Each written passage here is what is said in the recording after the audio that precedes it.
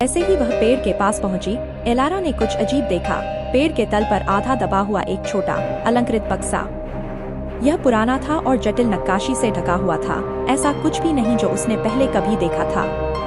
कांपते हाथों से उसने नीचे पहुंचकर बक्सा खोला। अंदर एक मुरझाया हुआ पत्ता था जो छूने पर काला और टूटा हुआ था।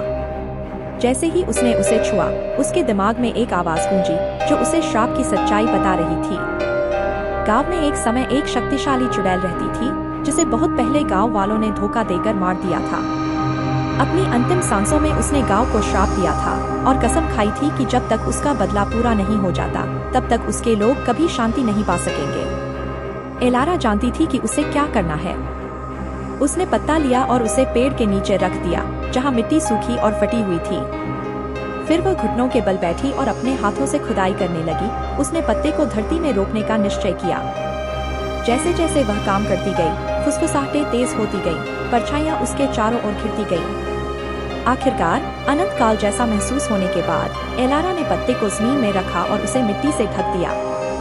वह पीछे खड़ी रही, देखती रही कि धरती जीवंत हो रही है, जमीन हिल रही है और धड़क रही है, मानो जंगल खुद सांस ले रहा हो। जैसे ही भोर की पहली किरण पेड़ों के बीच से निकली, अभिशाप हट गया। परछाइयां पीछे हट गईं और एल्डर ग्रोव का गांव सदियों में पहली बार गर्म धूप में नहाया हुआ था। ग्रामीणों ने जंगल को बदला हुआ पाया।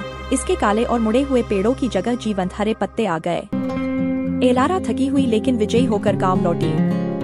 ग्रामीण उसके चारों ओर इकट्ठा हो गए। उनके चेहरे विस्मय और कृतज्ञता से भरे हुए थे। अभिशाप टूट गया और एल्डर ग्रोव का गांव आखिरकार आजाद हो गया। लेकिन जंगल में गहरे प्राचीन पेड़ के तल पर एक काला पत्ता रह गया है जो आधा धरती में दबा हुआ है। यह हवा में थोड़ा फड़फड़ा रहा था, मानो फिर से उगने के लिए सही समय का इंतजार कर रहा हो। एल्डर ग्रोव की परछाइयां चली गई थी, लेकिन कुछ अभिशाप कभी नहीं मरते।